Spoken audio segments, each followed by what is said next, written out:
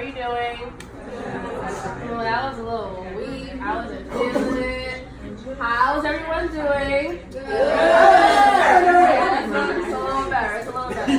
So I go into a little bit about what it is that I do. I just want to segue from what we were just talking about when it comes to having options. And essentially, when you're done with high school, just make sure that you have some sort of plan, right? Everyone's circumstances are different. You know, everyone's parents are different, their guardians are different, and they have different expectations about what it is that they want you to do. But truth of the matter is, college isn't for everyone, right? Now I'm speaking as a college graduate.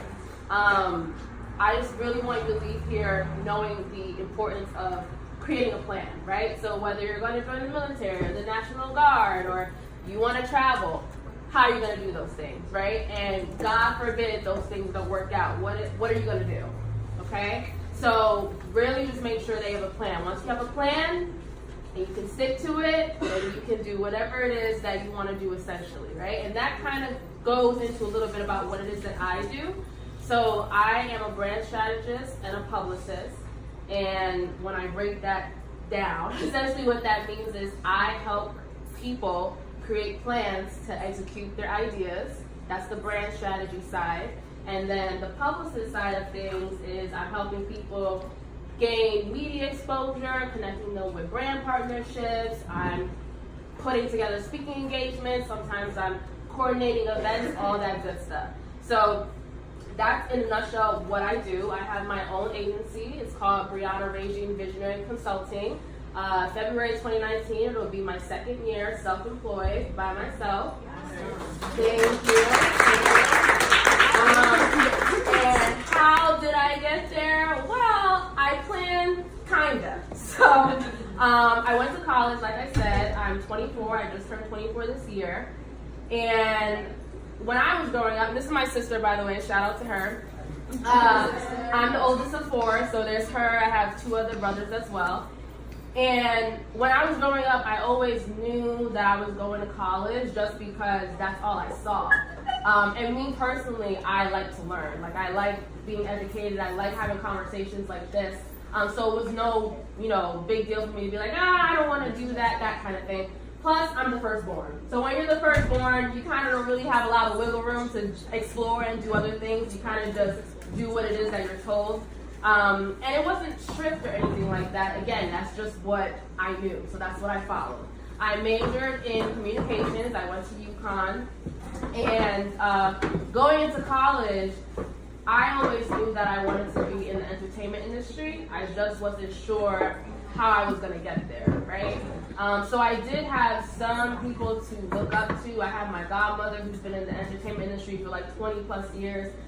She's worked with Outkast, she's worked with Big Boy, she's worked with Nets, she's done a whole bunch of different things in the entertainment industry. So I had that to follow. I thought I was going to be Beyonce, so, there was that. I wrote songs for like 6 years. Then I was like, no, I don't want to do that. I did vocal lessons, I did all of that. I was like, no, I don't want to do that. So I was like, okay, I'll be a professional dancer. Then I was like, don't want to do that, so didn't do that. And then I realized, wait, I'm really good at organizing. I'm really good at thinking about how things should be done. I'm really good at being behind the scenes and making sure A, B, and C connect to each other. So while I was in college and even in high school, I did a variety of different jobs. I was a babysitter. I was a nanny. I did retail. I worked for startups. I worked for small businesses. Any and every different type of job that you can have. I did corporate a little bit. I did it all. So when it was time for me to graduate college, it was like, okay, what am I gonna do? And it was my senior year, and I had applied to work at a public relations agency in New York City. I got the job. I was an intern. Thankfully, they really liked me. They wanted me to stay after I graduated. But while I was there within that year, I was like, okay, I'm getting bored. I already knew I was getting bored. And the reason why was because I was working with brands that were already established, like StarKist Tuna and the Waze GPS app that you have, and the number 07 makeup that you find in Walgreens and Stop and Shop. And I was like, I I don't really know the people behind these brands. Like, I can read a paper and see the mission statement, but there's a disconnect happening. Plus, the intern money I was making commuting from Bridgeport to New York City, it was being wiped out. So I was like, okay, what's really going on here? While I was there at the internship, I was freelancing, so I had 2 clients that eventually became solely mine. And I was like, one day I woke up and I said, why don't I just do this by myself? Why don't I just give it a try? And so I went home and I was like, okay, I gotta talk to my mom. Like, what is she gonna say? And honestly, I wasn't necessarily scared about her reaction. I was more so scared about, or worried about, okay, my parents invested so much money for me to go to this great school, a middle school and a high school. They spent so much money preparing me to go to college. And now I'm telling them, nah, I'm just gonna take the leap of faith and start my own business. And fortunately enough, she was very receptive to that. She was like, okay, you got a year, figure it out. In February 2019, year number 2, here I am. So that's the backstory, right? A little bit about what it is that I actually do in my business. So I provide branding, marketing, and public relations services to entertainment, lifestyle, and beauty brands. And again, like I said in the beginning, basically what I'm doing is I'm providing strategies so people can find ways to execute their ideas, and then the public relations side is getting them in front of the media, getting them partnerships, getting them speaking engagements, getting them visibility, earned visibility, not paid, okay? When I tell people that, they're like, okay, that's great, that sounds awesome, that's fantastic, but what is branding? Like, what does that even mean? And one thing that I like to say is branding is how you make people feel. It's how people are going to remember you, right? When you think of Apple, right, or Android, whatever, right, and you have your iPhone, and you're waving it, and it's cool, da-da-da, why are you buying that phone? Anybody know? Because it's what? It's cool. It's better than Android. It's better than Android. Okay. What else? What else? Why are you buying the phone? Why are you buying it? Because it's what? It's trendy. Pictures. The pictures, right? So notice how you said most of those answers were like, because it's cool. It makes you feel cool, right? When you have it in your hand and you're walking around with it, people see it and they identify and they're like, she has an iPhone. That's dope. And they remember that. That's what separates a brand from a business. A brand is, you see it and you're like, ah, yes, that's great. Think of, who else? Beyonce, right? We all love Beyonce. Why do we love Beyonce? Because she's Beyonce. But why is she Beyonce?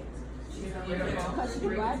She's black. She's talented. She's great singer. But besides the talent, what's she's fierce, determined. She's wealthy. She ain't rich. Okay, she's wealthy. But more importantly, she makes black women feel empowered, right? That's her brand. That's what her brand has become, right? When she first came out, she was part of Destiny Child. She was a singer. She was a dancer. She was cute, bop, bop, bop, it was cute. Now she is a black woman who's a mom, who is a symbol for, black women globally. She does tons of different things, and she makes people feel like, damn, I wish I could be Beyonce, right? That's what a brand is. So that's how I like to help businesses think of themselves, and I typically break that down between 4 different questions. Who you are, what you are, why you're doing it, and how you're going to do it, right? And the most important question among all 4 of those is your why, all right? So for me, if you're asking me what is my brand, I like to describe myself as the millennial gold digger. Why? Because millennials have this stigma that we're lazy, we're entitled, we don't like to do anything. Not me. I'm the reverse. I like to actually go for it. I'm a hard worker. I know I'm a hard worker. I like being in the room with the veterans to learn, soak up as much knowledge as I possibly can. And I don't put limits on myself, right? So even though I'm a brand strategist and a publicist, I'm also a blogger. I'm also an entrepreneur. I'm about to open a boutique next year. Like, don't put labels on me. I don't thrive like that. Instead, I go after goals. So that's how I like to describe myself. And my why, essentially, is really why I'm here today. And that is to empower you guys to take action on whatever ideas that you have in your head, right? And that's simple. And well, in terms of the branding, I was just wondering, like, how do you sort of maintain your brand but still keep up with like what's going on and not lose initial brand? Yeah, that's a good question. Research. So when it comes to the PR side of things, the public relations, you can't be in public relations if you don't want to do research, if you aren't a good researcher, right? So in order for me to not only work in my business, but work for my business, I have to be on top of, okay, what are my competitors doing, right? Or what is, what's the new way that communication is going to be received in 2019, things like that. And that really comes with research. And also too, not for nothing, I always tell people, like, there are so many times when people come to me and they're like, yeah, I have this awesome idea, and I say, I haven't done that before. And they're like, but I trust you. And I'm like, okay, well, looks like we're gonna go on Google University, YouTube University, and we're gonna figure out how to make it work. And then it ends up being magic, right? Of course you have shortcomings, but you won't know until you try, right? So in order for me to maintain my brand and to keep growing my brand, most of it is me just throwing things at the wall and seeing if it sticks. Yeah. Did that answer your question? Yes. Yes? Any more questions? Yes. So I know in college it's kind of like, it always feels like you're in competition with your peers, whether it's grades or projects. So how do you transition from being in college to now doing your own business and not looking at everyone as your competition, but rather your allies or people who can help you? Yeah. Well, my first response to that, and I know it's going to sound cliche, but for me, I'm very much for women empowerment. And when I say that, and it's a growing process, right? Because I'd be lying to you if I stand here today, I'm like, every day I'm confident, every day I'm scrolling through social media and I'm like, wow, she's winning. Great, that's awesome. Like, no, it's not like that whatsoever. There are days where I'm literally just like, yo, like, I'm busting my butt, and this person over here seems like they're getting like the creme de la creme, and I'm over here like scuffling for crumbs, you know? You really have to change your mentality, right? Especially with the power of social media. One thing that you need to keep in mind is that social media is a highlight reel for everybody, okay? One thing that I try to be adamant about on my social media is I'm honest. Like, if I'm having a bad day, I'm gonna tell you. I'm gonna tell you in my story, I'm gonna post about it, I'm gonna put something on my Twitter, something. And I predominantly have been doing that this year because I began to notice, like, this conversation about, oh, everyone seems to be so net from what's not real. Social media is not real. This conversation, us being in the room, being able to talk to each other, being able to touch one another, hug one another, that's real. This is real. And the more you have conversations with people, the more you realize, wait, why do I feel like I'm in competition with her when our journeys are the same? Or they're common. And better yet, because there is that commonality, why not work together to get to the overall goal? You see? So really that social media comparison thing, no. Collaboration over competition all day, every day. Don't be afraid to network and work with the person next to you. There's so much more power in us uniting than us dividing. Did that answer your question? Yeah, that was awesome. Yeah? I'm taking notes on your. Awesome. Thank you. Any more questions? We're good? Thank you. I'm so sorry. You okay? Okay, so you had talked about you used to write songs and stuff like that. Mm-hmm. What inspired you to start writing songs? I want to be Beyonce. No, I'm kidding. No, I really wanted to be an artist. Like, I wanted to be an entertainer. I wanted to be the level of Beyonce, like being able to sing and dance at the same time. And even to this day, like the artists that I work with, I often find myself in that creative space where I'm like, nah, I think you should go back in the studio and do that, because that ain't hot. That's not it. Or maybe like, okay, you have a music video idea. Why don't you do this? I've always been creative artistically. So yeah, I don't know. I just started writing songs. I thought I was gonna be a Disney Channel star too. Like all this different stuff.